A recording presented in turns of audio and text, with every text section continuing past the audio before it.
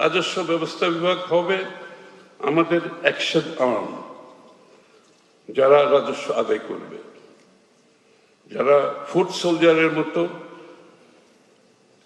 দেশপ্রেমিক নাগরিকের কাজ করবে, যার লক্ষ্য হবে কর প্রদানকে সহজ করা, আইনের যথাযথ প্রয়োগ নিশ্চিত করা এবং কর ফাঁকি রোধ করা।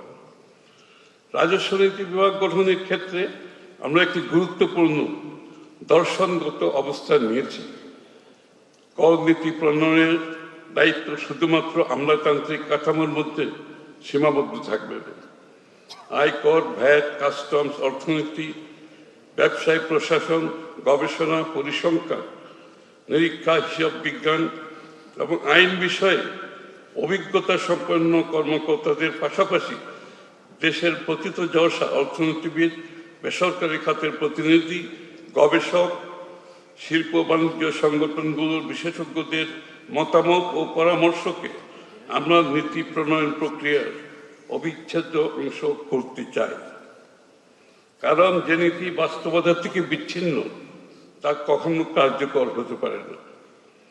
ব্যবসায়ী সম্প্রদায় যারা প্রতিদিন এই কর ব্যবস্থার মুখোমুখি হন, তাদের অভিজ্ঞতা ও চাহিদা না জেনে আমরা একটি প্রতিযোগিতামূলক ও উন্নয়ন বান্ধব কর কাঠামো ডিজাইন করতে পারব না।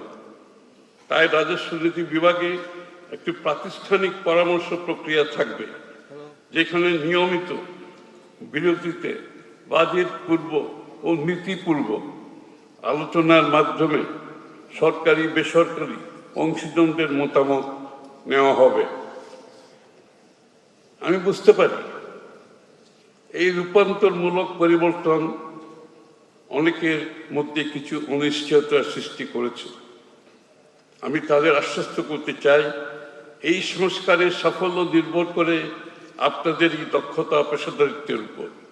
এই পুনর্গঠন আপনাদের আরও ক্ষমতায়িত করবে, কর্মজীবনের স্পষ্ট পথ তৈরি করবে এবং বৃহত্তর পেশাদারিত্ব মর্যাদার সাথে জাতির সেবা করার সুযোগ সৃষ্টি করবে।